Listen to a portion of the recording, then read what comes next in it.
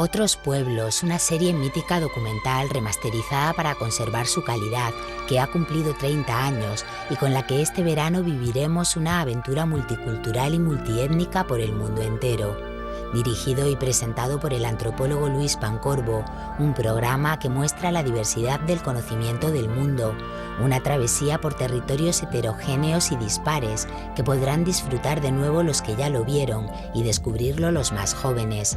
Una manera de conocer distintas costumbres y de aprender a respetar y tolerar lo diferente.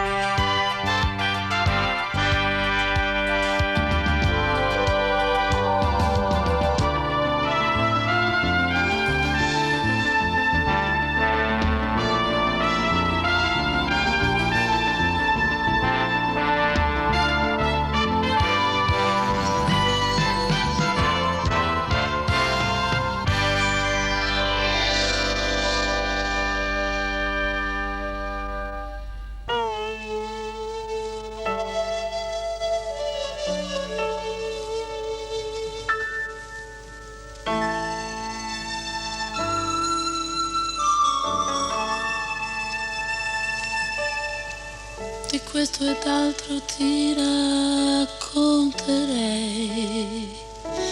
quando vuoi, di questo ed altro parlerei se lo vuoi. La fragilità che porto in fondo a me,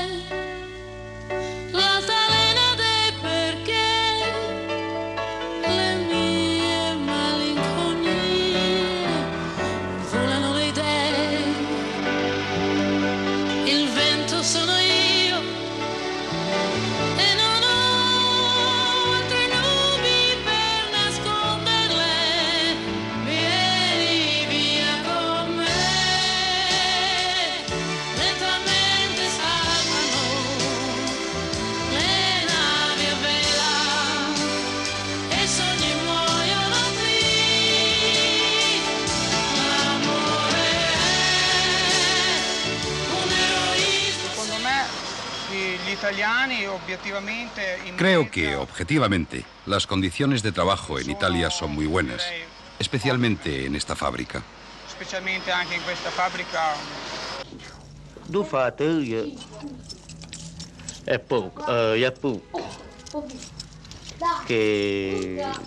El trabajo es poco. No hay trabajo en Matera.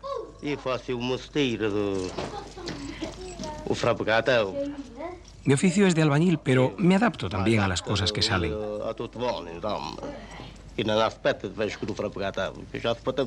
Si solo trabajara de albañil, no podría llevar el pan a casa.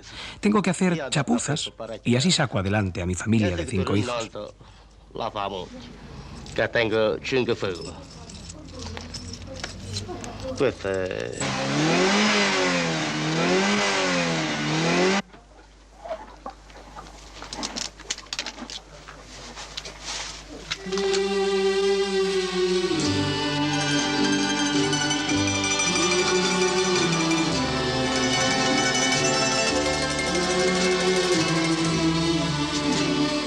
¿Qué Italia? ¿Qué italianos? Empezamos a adentrarnos en el laberinto de los estereotipos. En el llamado País del Sol, Venecia a veces no es ni siquiera brumosa, sino gélida.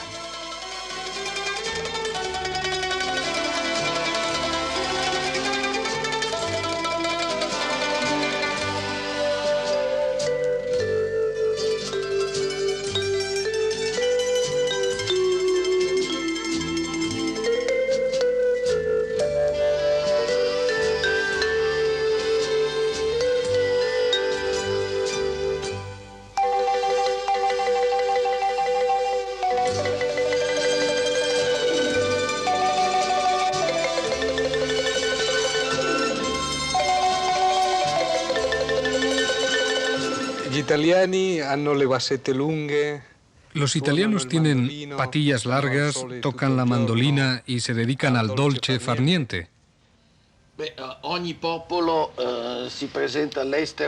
Bueno, cada pueblo se presenta en el extranjero a través de clichés. Si le dijese cuál es el cliché español predominante en Italia, le haría sonreír. Hay que escoger un análisis opuesto. En Sicilia, el cliché quiere que los hombres sean muy morenos, pequeños y patilludos, pero se encuentran muchos sicilianos altos, rubios, con ojos azules, descendientes de vikingos y normandos. Y respecto al cliché de la mandolina y la canción napolitana, le diré que el folclore del norte, de la zona alpina, es tan rico como el meridional, y le haría pensar más bien en una coral de una iglesia protestante. Así que, como ve, los clichés son signos peligrosos para todo país, siempre. Y con mayor razón para Italia, que es uno de los países más rompecabezas que hay, hasta el punto de que cabe pensar si Italia existe. ¿O es más bien una criatura de ficción? Sí, una creación a medias del Dante Alighieri, un cuarto de Garibaldi y el otro cuarto de la televisión. 9,50. Rossi, bianchi? Rossi. Deliccio. ¿Cuánti? Blancos o rojos. Los rábanos que se venden en Venecia son múltiples. Como extraordinariamente variado es este país. 1,450. Basta può marcare, vedo, domani a crisi i prezzi! Basta può marcare, bene, sa! Te buoni! Cosa la recomi? Anche la fatto, te buoni, altre vita! Ya lo decía el cáustico escritor Ennio Flaiano. La italiana no es una nacionalidad, sino una profesión. Dámelo a 500. Ida, dámelo a 500. Amore, tomare. No, stappala, ma che sorprende. Una profesión de actor, un pueblo de actores. Para Orson Welles, este es un pueblo de 56 millones de actores, y encima buenos. Pace bene. Pace bene sempre. Siamo buoni che suocera, anche qua suocera. Llega el carnaval y las verduleras venecianas se disfrazan con gusto exquisito. Vender mandarinas se convierte en un happening, pero las caras y los colores son dignas del pincel de Longhi. 1.000 di liccio prima, 1.200 e 1.000 lire di seconda, va bene? Veneziano, allora 1.000 franchi questi, 1.012 in seconda, va bene? Per i Kaiser, anch'io, quanti mora bene, anch'io.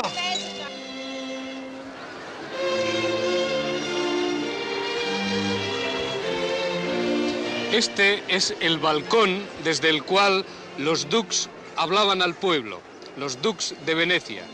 Se distingue por las columnas de un color levemente rojizo, son de mármol de Verona, a diferencia de las otras columnas de este Palacio Ducal de Venecia, que son de piedra de Istria. Este es uno de los símbolos del poder de la que antaño fue poderosa República Independiente, la República Serenísima de Venecia, que llegaba con sus aduanas a los Alpes helvéticos y desde allí se extendía por todo el Mediterráneo hasta Constantinopla, en lo que hoy es Turquía. Pues bien, algo más de un siglo después de la reunificación de Italia, de la unidad de Italia, se puede decir, como antaño se decía, como antaño decían los soldados europeos que bajaban a Italia, vamos a conquistar las Italias, se puede hablar de Italias. No, desde luego esto sería exagerado. Y sin embargo, nada impreciso sería hablar todavía hoy no del italiano, de una criatura más o menos inexistente y fantasiosa, el italiano medio, sino de los italianos.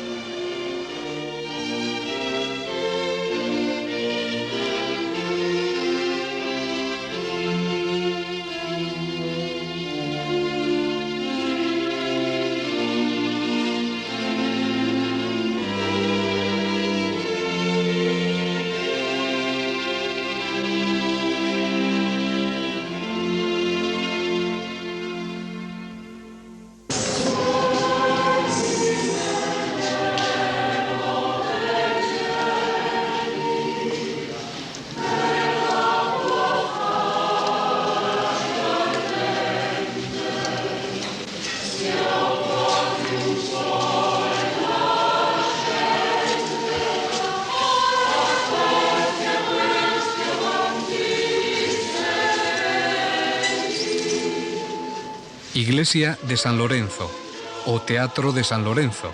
Arlequín comenta a Polichinela. Venecia comenta a Nápoles. Cualquier pretexto es bueno, incluso el de un carnaval veneciano, para continuar ahondando en cuantas tradiciones y culturas unen y separan en Italia. Veneziani e foresti, benvenuti.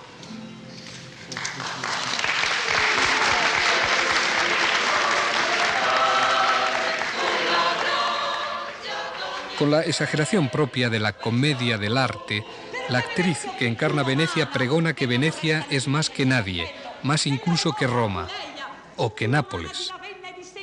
Venezia fu più romana della stessa Roma. E anche di Napoli.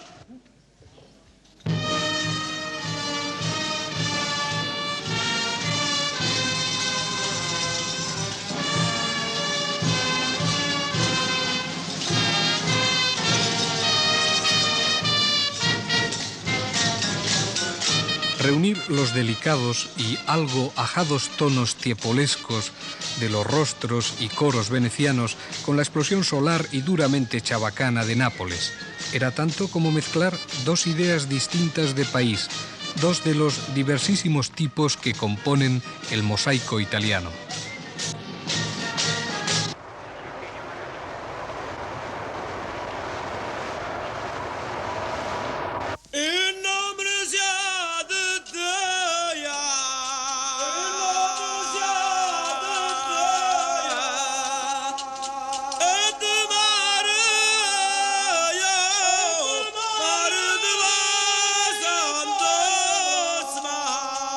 Matera es la Venecia del sur.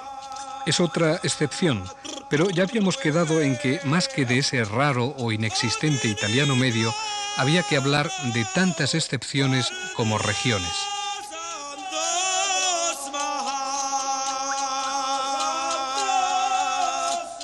Piedra surgida de la piedra, escribía Rafael Alberti al ver Matera, esta singular ciudad del mediodía italiano, en la región Basilicata.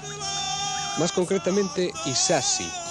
Las piedras se podría traducir literalmente. Este conjunto de casas habitadas se tiene noticia desde tiempo inmemorial, incluso desde tiempo prehistórico, y que ha animado, influido e inspirado a una infinidad de escritores, de pintores, de directores de cine.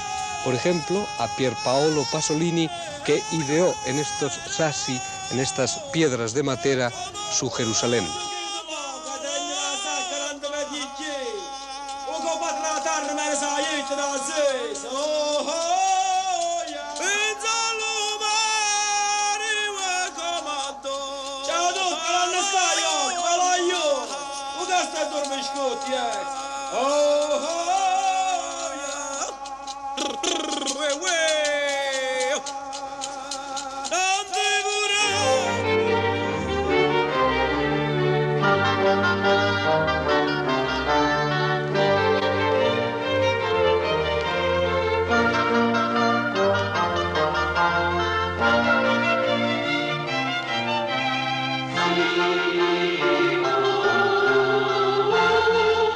En estas viviendas vacías, hoy cariadas, vivían 15.000 almas hasta 1952. Una ley que favoreció la construcción de una nueva Matera en vez de reparar la antigua, despobló de moradores a estos sassi, a veces miserables, a veces estupendas iglesias bizantinas, cuyos ajados frescos y desteñidos santos refuerzan el carácter espectral de la vieja Matera.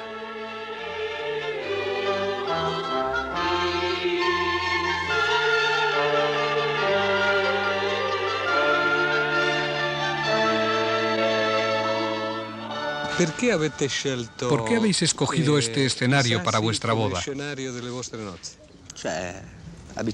Porque aquí vivían nuestros abuelos y nuestros padres. Y también porque es romántico.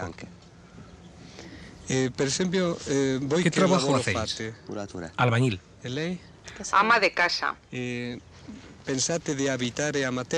¿Vais a vivir aquí en Isassi o en la nueva Matera? Tenemos un apartamento muy pequeño en la parte nueva, pero si estas casas tuviesen condiciones, vendríamos aquí. ¿Os gustaría? ¿Por qué? Es bonito. Ahora es también muy solitario. ¿Y a ti te gustaría? ¿Qué me dice? ¿Le piacerebbe habitar Lo mismo. Sí, porque esto nos recuerda el tiempo de nuestros abuelos. De nostri nonni.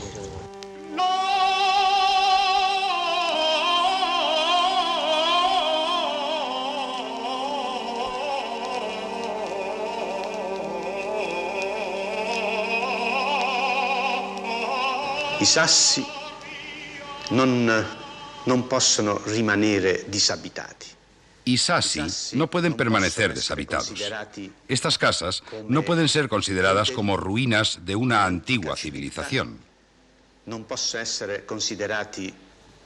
se las puede considerar como Pompeya, sino que deben ser habitadas de nuevo, porque esta zona no era un hecho puramente arquitectónico o urbanístico, era también un hecho social y económico.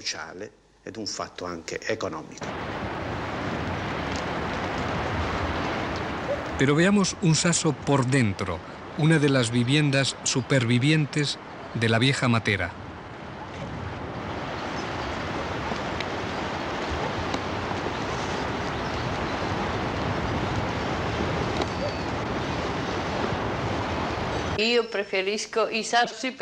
Yo prefiero vivir aquí porque es un lugar silencioso, a la antigua. Prefiero esto a las casas de la ciudad.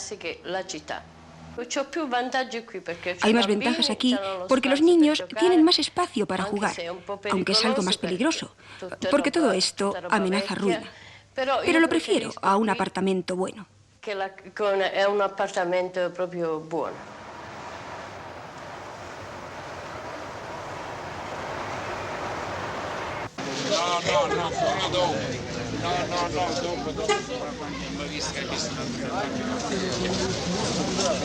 Los lucanos de Matera, como los vénetos de Venecia, representan una idea, si se quiere, extrema, del maravilloso agobio de vivir una vida normal en medio del arte del bel paese. Pero los tipos, las caras, los caracteres son tantos que, lejos de nosotros tentaciones de trazar perfiles científicos o pseudocientíficos.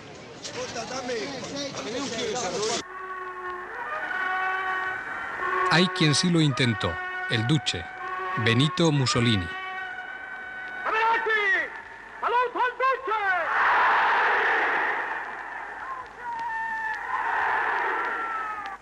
Ufficiali,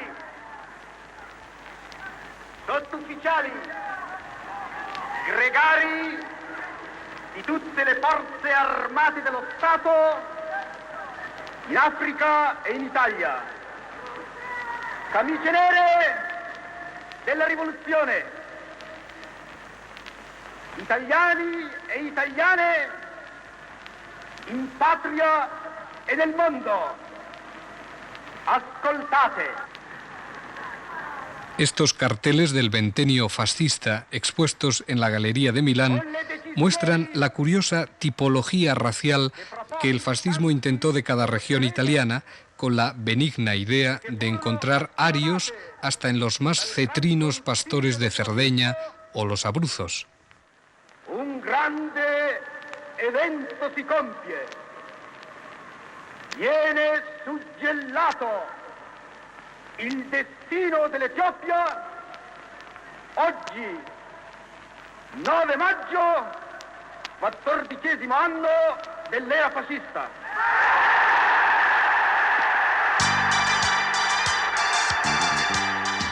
Venecianos, lombardos, emilianos, toscanos, romanos, lucanos. Sí, pero ¿cuál es la dificultad? O como diría Luigi Barzini, ¿por qué Italia en ningún momento resulta ser la suma de sus habitantes y virtudes, sino algo menor a eso y diverso de eso? patria de hombres astutos y prudentes, resulta que produce un país que no pocas veces exhibe ineptitud, confusión y debilidad. Tierra de belleza, pero también de enormes vulgaridades.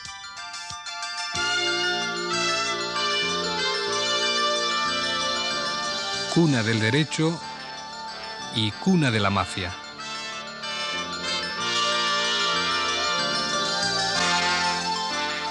Per esempio abbiamo girato un po' dal nord fino al sud.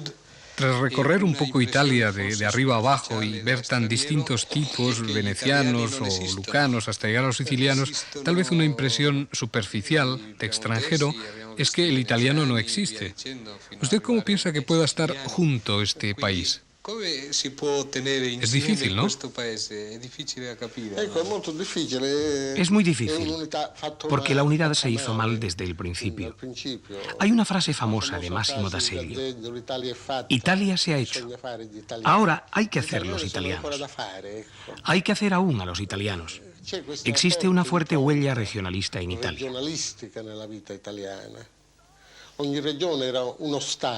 Cada región antes era prácticamente un estado independiente y continúan siendo un poco un estado.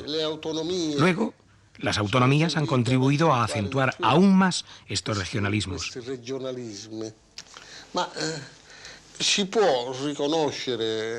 Pero hay un rasgo que permite reconocer una cierta unidad de los italianos: su indiferencia hacia el modo como se les gobierna. Y en este punto, los italianos están de acuerdo. In questo gli italiani sono d'accordo. Usted sostiene que hay que recuperar el amor propio italiano, incluso metiéndolo por la ventana. O sea que hay que restituir ese amor propio que no existe. No existe, no. Existía antiguamente como privativo de una élite, y luego este sentimiento se exasperó durante el fascismo. Pero cuando cayó el fascismo, las palabras patria, patriotismo, han sido canceladas totalmente, y es preciso que vuelvan, sin retórica.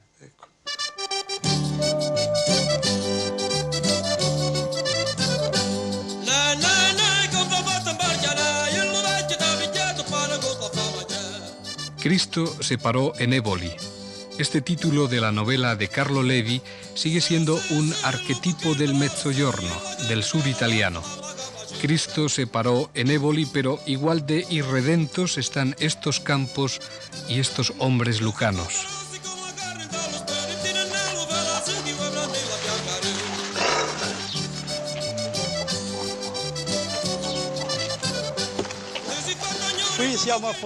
Este es el Palacio Marquesal de Pomarico.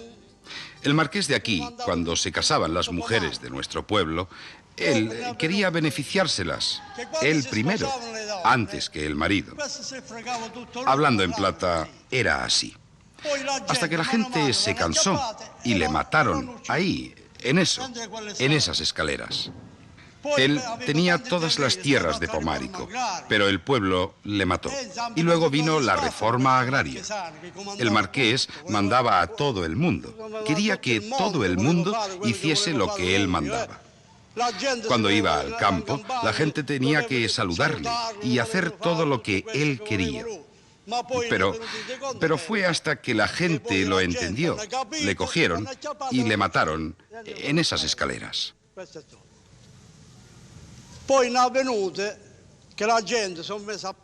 Luego estuvimos mejor.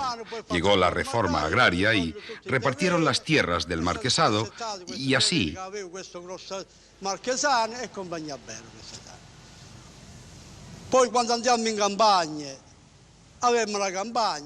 Cuando antes íbamos al campo, a los trigales, íbamos con un asno o con un caballo a trillar. Se dejaba la mies en la era y dábamos vueltas con el animal y cantábamos. Se cantaba esta canción. Si cantava una canzone, belli come van,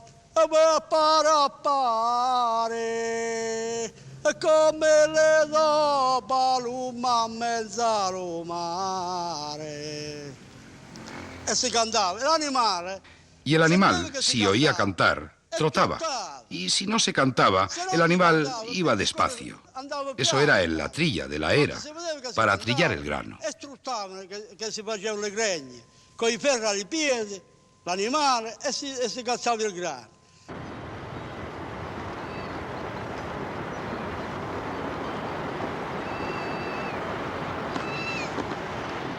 Pero aún hoy es dura la realidad de un pueblo como Pommárico, provincia de Matera, región Basilicata, 5.000 habitantes. Una agricultura pobre, mucha emigración, unas casas excavadas en la roca sin agua corriente, pero húmedas, sin más calefacción que una chimenea de leños y con un simulacro de retrete en la habitación única.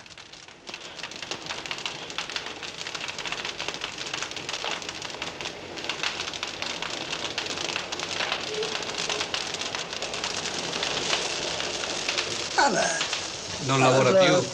Estoy enfermo. No estoy bien. Ya no puedo trabajar, ni moverme. Me ponen inyecciones. Antes trabajaba como jornalero. Iba al campo. Ya no puedo cuidar a los animales.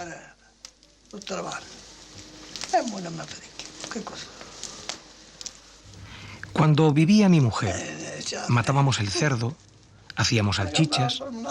Desde que murió hace más de 20 años, se llamaba Liquese y se murió la buena alma de mi mujer hace más de 20 años.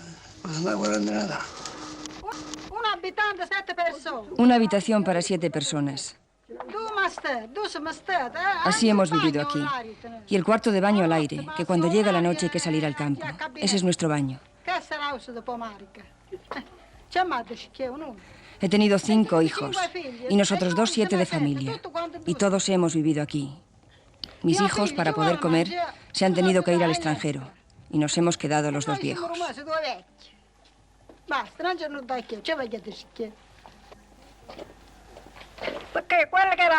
El que trabaja es siempre un ganador. El que no trabaja no tiene nada que hacer. ¿No es así? È giusto. Certo. E quella è la situazione. Ma la vita adesso è Pero la vida ahora es mejor que antes, ¿no? Para mí es siempre igual, porque siempre he tenido que apañármelas para vivir. Pero sigo en la brecha a mis 74 años y aún tengo ganas de trabajar. A mí, los jóvenes de ahora en el trabajo no me sirven ni esto. Mucho trabajo, pero para vivir al día. Esa es la justicia. La mitad de lo que sacamos nos lo comemos y la otra mitad hay que dejarla para los años malos. Esa es la situación. Esto es lo que tienen las cosas del campo, pero hay que decirlo todo. También nos dan una pensión. Y es algo, porque antes no nos la daban. El problema es que ya nadie quiere trabajar en el campo. Entre sembrar, arar, cavar, con lo que cansa, nadie quiere hacerlo. Y el que lo hace pide tanto dinero que nadie se lo puede pagar. Aquí piden tanto por coger las olivas que hay que hacérselo uno solo.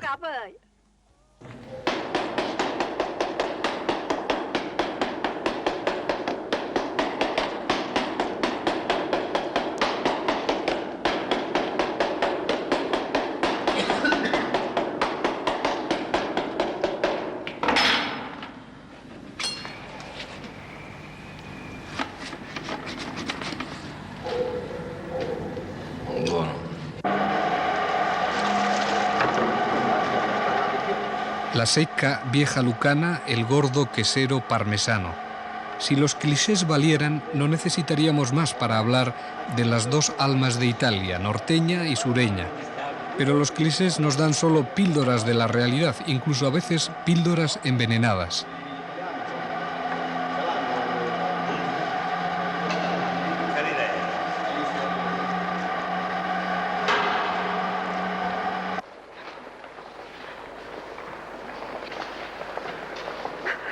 El queso parmesano no es solo queso, es uno de los signos de esta tierra, una de las más ricas y con más renta per cápita de toda Italia.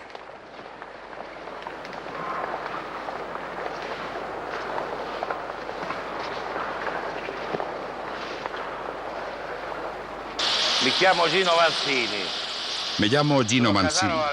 Desde hace 32 años trabajo en la quesería Mariani, de San Próspero. Antes la vida era muy dura. Ahora nos hemos modernizado, o sea que estamos bastante bien. Y ganamos mucho dinero. Más que antes. Porque antes se trabajaba mucho y se ganaba poco. Por desgracia, este oficio va desapareciendo, porque los jóvenes no quieren ni oír hablar de este trabajo.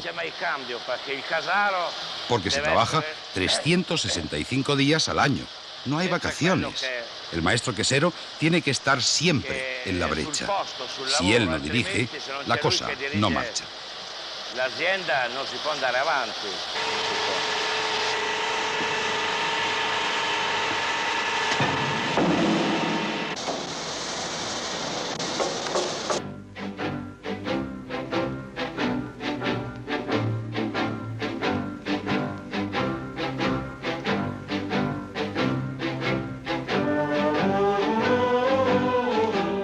Tierra de niebla y sin embargo de gran apasionamiento y de melodrama.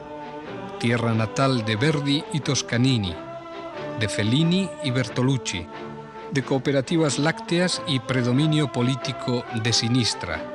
Tierra roja pero rica. Tierra rica y gente solidaria, organizada.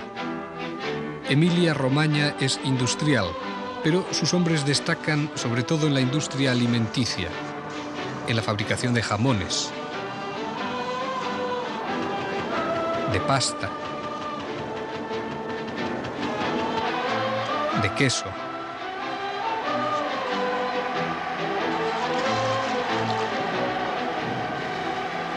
Tras la Lucania vamos a indagar en su contrapunto, la Emilia, con Parma como epicentro, como arquetipo, para ver qué hacen, qué piensan, cuáles son los signos de algunos italianos septentrionales. Un día cualquiera de invierno visitamos una ciudad de la provincia italiana, Parma, una ciudad que compagina sus ritmos provincianos con su carácter industrioso y con la elegancia de fondo que le confiere su rico pasado histórico.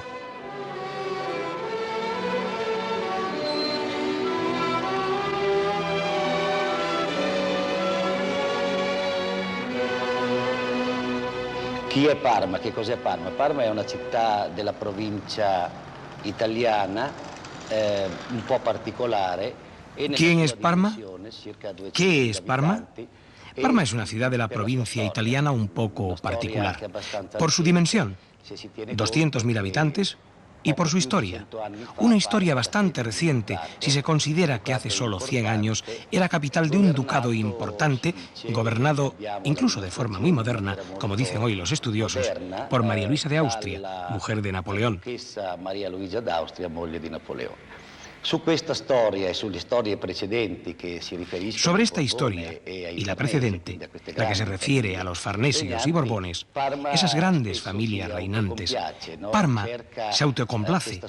O sea, Parma escarba en esa pátina antigua que no siempre es elemento de promoción en el contexto del vivir moderno. Nel contesto del vivere moderno. Spesso è un autocompiacimento che Por tanto, a menudo Parma se autocomplace y algunos parmesanos olvidan que no siempre hay que estar refiriéndose al pasado. Por el contrario, si por un lado debemos ser atentos, cultivadores de nuestras memorias, también tenemos que ser muy vigilantes de cuanto ocurre alrededor.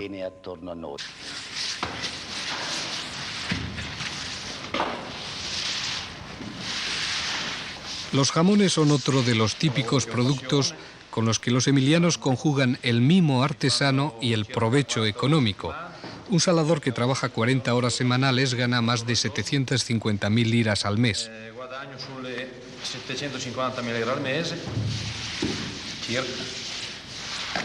Unas 75.000 pesetas de sueldo base, más luego incentivos y horas extra. Un buen sueldo en el contexto de 6 millones de jamones al año, lo que significa un capital solo en patas de cerdo de 42.000 millones de pesetas. y parecían inofensivos estos dulces jamones de Parma puestos a orear en las terrazas de las jamonerías como si fueran convalecientes. Aquí, donde son opíparos los sueldos que se cobran en queserías y jamonerías, aquí donde los jamoneros más bien parecen doctores en jamón, la pregunta es, ¿pero en la Emilia existen aún los campesinos? ¿Qué tipo de agricultor es el emiliano actual? Marore, provincia de Parma, región Emilia. No solo los cerdos, sino las vacas reciben un trato de excepción. Vamos a visitar una granja típica cuya actividad principal gira en torno a la leche para el queso parmesano y el vino lambrusco. Aparte de un matrimonio de obreros que cuesta en sueldos 2 millones de pesetas anuales, aquí vive la familia de Ermette Bernardi, el padre, la madre, la abuela y una hija.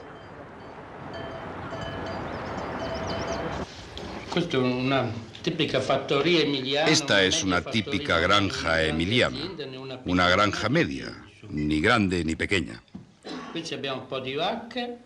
Tenemos unas pocas vacas, una viña, un viñedo de 3 hectáreas y luego cojo unos pocos tomates.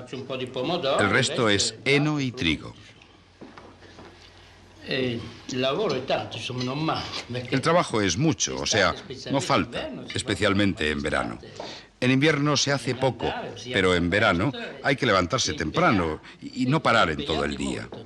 No es una gran fatiga, porque ya hay máquinas agrícolas. Yo tengo todas las máquinas necesarias, pero hay que estar siempre encima. Tengo 2 tractores, una cosechadora, una máquina recoge hierba, otra para ordeñar. Todo el trabajo está mecanizado, salvo la recogida del tomate, que es manual, y también la uva, porque también la recogida del heno es mecánica.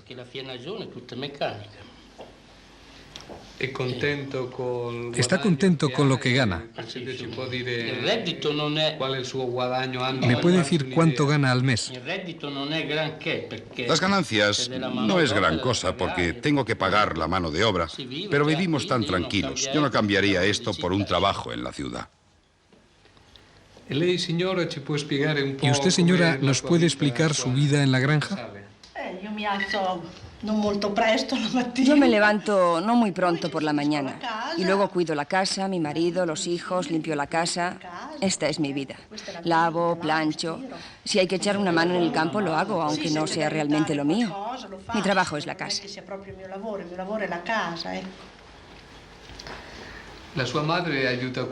Su madre ayuda en los trabajos de la casa. Hay mucha diferencia entre los viejos tiempos y ahora. Ha cambiado la vida y todo el sistema. Sí, es muy diverso ahora de antes. Antes trabajábamos de verdad. Ahora apenas se trabaja. Con todas esas máquinas. ¿Cuántos hijos tienen? 2 hijas. Enrica es maestra y luego no quiso seguir.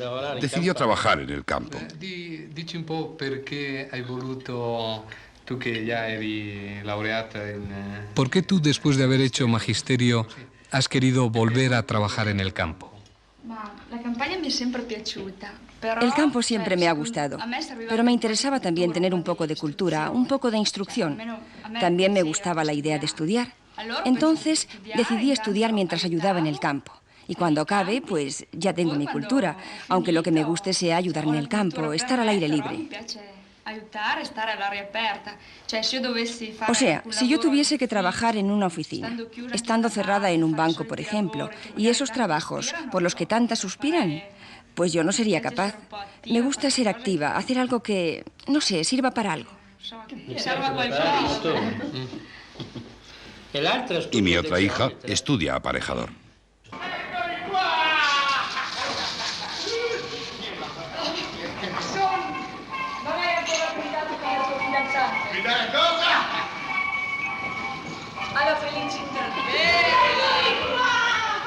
Pero Parma es también cultura, es su otra faceta.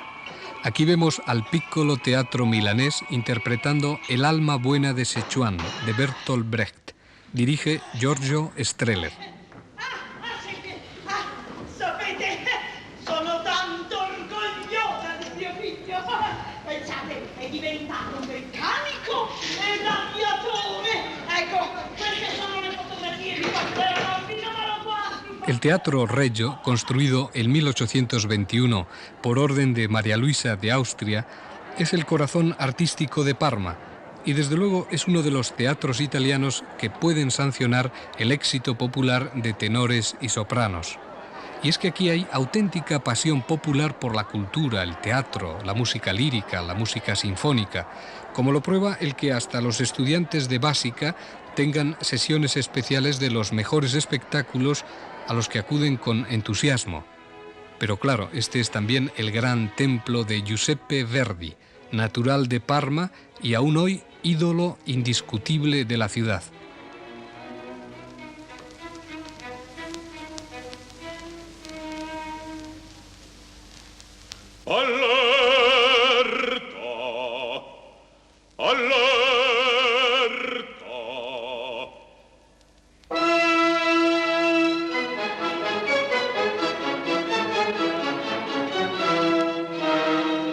En la bodega de un céntrico restaurante todas las semanas se reúne la peña de apasionados verdianos.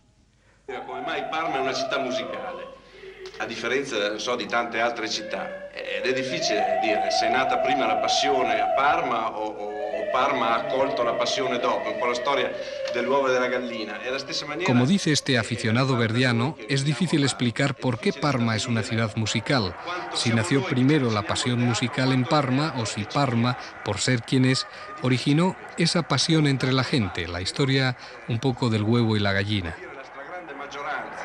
Indipendentemente dai mestieri che si fa, si ama la musica, qualsiasi genere di musica. C'è anche da sottolineare questo, che non tutti amano la musica lirica. Amano molto anche la musica sinfonica, amano molto anche la musica jazz, amano molto anche la musica rock. Estos verdianos, oficinistas, empleados, charcuteros, se reúnen aquí a comentar y discutir, a veces con excitación, las obras que se representan en la ciudad. Un regno di cultura, l'Austria ha sempre portato della cultura della musica e quindi noi Parma era la capitale di questo regno, ¿no? En Parma, pues, la gente combina el gusto por el queso, la pasta y el jamón con el gusto por toda clase de músicas, capital de la charcutería y del melodrama. Noi ne risentiamo anche così come comportamento dei cittadini, dei parmigiani, che secondo me sono differenti. E poi con un genio del genere, come non si potrebbe amare la musica? Estos hombres llegan a ser tan fanáticos por Verdi que durante todo un año y por riguroso sorteo llevan cada uno el nombre de una obra de Verdi. Forza del destino. Messa da Requiem. Due Foscari. Traviata. Masnadieri. I Lombardi alla prima crociata. Don Carlo.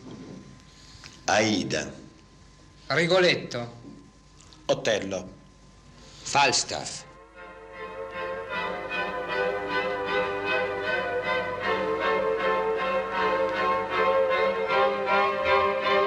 Hay, naturalmente, otros signos italianos importantes. La armonía del paisaje físico y del cultural, el arraigado concepto de belleza, esa facultad por la que Italia también se reconoce por un estilo italiano, ya proceda del genio de un Benvenuto Cellini o se transmute en el diseño de sus coches o en la finura de unos zapatos. O como Leonardo da Vinci, que en 1452, en estas amables colinas toscanas, respiró las primeras auras de vida. Esto es Vinci. Vinci es un pequeño pueblo que está en el corazón de la Toscana, que es casi tanto como decir en el corazón de Italia, en el centro geográfico de Italia. Aquí mismo nació Leonardo. Leonardo es uno de los ejemplos máximos, uno de los ejemplos incluso más fascinantes de una de las cualidades que también tiene el pueblo italiano, la versatilidad del ingenio, o mejor dicho, la viveza, el esplendor del genio. Leonardo, aquí en esta aldea de Vinci, pasó los primeros 17 años de su vida. Y la guardesa de su casa, la señora Vivetta, que lleva 30 años cuidándola, ha acabado casi por identificarse y hasta por enamorarse del genio. A fuerza de estar aquí y ver gentes de todo el mundo con la devoción que vienen, es que es casi de ciencia ficción que haya podido existir un hombre tan grande en todos los campos. Y por eso, después de todos estos años, me parece que esta casa forma parte de mí misma. De hecho, si algún visitante rompe algo, una rama, una hoja, me parece que se lleva algo de mí misma. Soy italiano del norte. Creo que los italianos del sur hacen muchos gestos, mientras nosotros, los del norte, creemos que hacemos pocos. Pero cuando voy al extranjero, me doy cuenta de que yo hago muchos gestos respecto a los de los extranjeros. Y, por tanto, es muy difícil analizarse como italiano. Pero si quisiéramos encontrar una característica del italiano actual, más allá de los aspectos exteriores, porque una chica veneciana es alta y rubia y una romana es morena, más allá de los aspectos más visivos, existe una actitud fundamental individualista que tal vez lleva a eso que se ha dado en llamar el arte de apañárselas. Una conciencia de que, en el fondo, los problemas hay que resolvérselos por uno mismo, más que de forma colectiva, que es un defecto de la civilización italiana, aunque tenga sus lados positivos. Por ejemplo, en un momento como este de profunda crisis política de las instituciones y de grave crisis económica, lo que salva a Italia es la iniciativa local. Se habla en Italia de economía sumergida. Economía sumergida, miles de iniciativas económicas privadas, marginales. Individualismo más que sentido colectivo o nacional. La familia, la importancia de la familia. Leo Longanesi decía que en la bandera italiana habría que escribir que tengo familia. Arte de apañárselas. La importancia comunal, pero todavía del comune del Renacimiento, por encima incluso de la idea de Estado, pero también mucho gusto por la vida. De hecho, el pueblo que ha inventado la ópera no puede ser un pueblo de guerreros. Uno de los estereotipos, de los clichés que a veces se tienen en el extranjero sobre los italianos es que los italianos siempre acuden en ayuda del vencedor, que colectivamente son un pueblo que no se distingue por su valor, aunque individualmente sí que lo tengan. En este momento, el italiano actual es valeroso, es vil, ¿cómo es? ¿El italiano es coraggioso o è vile o com'è? No quiero usar una palabra tan fuerte como vil, pero valeroso no lo es, como pueblo. Que corramos en ayuda del vencedor, por desgracia, es verdad. Es verdad. Nuestra historia nacional, que comienza hace solo un siglo, es una historia determinada precisamente por ese feo vicio de correr en ayuda del vencedor.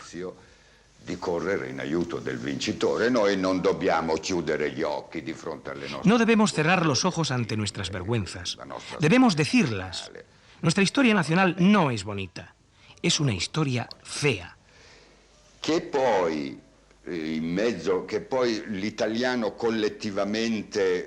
el italiano colectivamente no sea un pueblo valeroso es verdad. Que entre los italianos existan hombres valientes también es verdad. Pero son casos individuales de italianos que en el fondo no se encuentran muy bien entre sus propios compatriotas.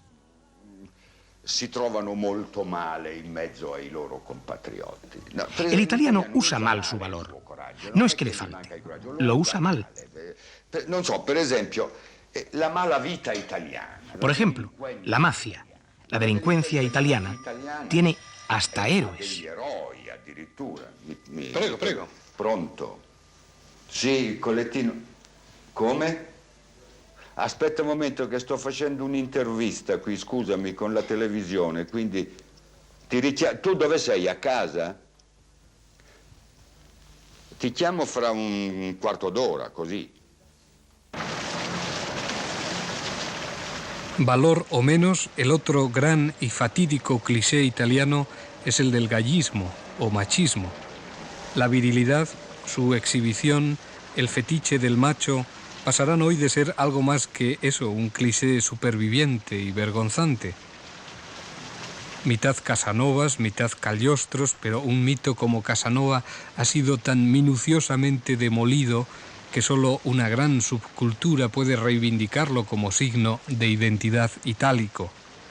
Cuando no sucede todo lo contrario, pues como ya dijo el conde de Keyserlin en su análisis espectral de Europa, Italia es hoy el país europeo donde reinan de manera más acentuada la madre y la suegra. Mónica Vitti no lo cree. Ella es la italiana anticliché. Tú has luchado en el cine italiano por el tema de la mujer, has valorado la presencia de la mujer y te has hecho un hueco entre los grandes matadores del cine italiano. ¿Qué me puedes contar de todo esto? Ma è stata una grande fortuna perché la strada è stata molto difficile e molto lunga. Ha sido una gran suerte porque el camino ha sido muy difícil, muy largo. Porque para una actriz como yo procedo de la Academia del Teatro, al principio en el cine italiano no pedían que supieras interpretar. Había que ser muy guapa. También en España me parece que pasa lo mismo.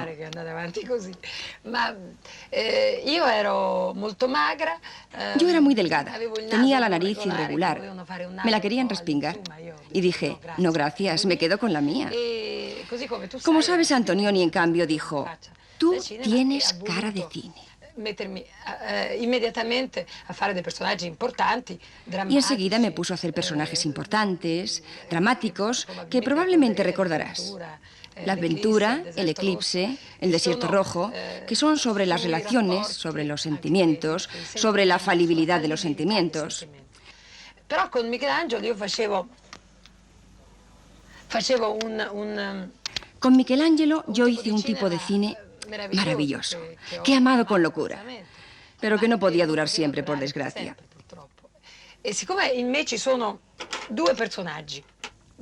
Y como en mí hay dos personajes muy precisos, es decir, uno... Yo cuando me levanto por la mañana estoy triste, tan triste, pero tan triste, tan espantada de lo que me aguarda, que me van muy bien las películas de Michelangelo. Pero a medida que el día avanza y mi presión sube y mi buen humor sale, explota mi necesidad de demostrar, de vivir, de creer en todo lo que ocurre. Entonces tengo ganas de hacer reír a todos. De hecho, se me considera una bufona. Y a mí, ser una bufona me gusta mucho, porque yo prefiero el papel del bufón al del sapiente. Yo lo he logrado, afortunadamente. He luchado mucho, sufrido, llorado, renunciado, aceptado. Ha sido duro porque lo he hecho sola.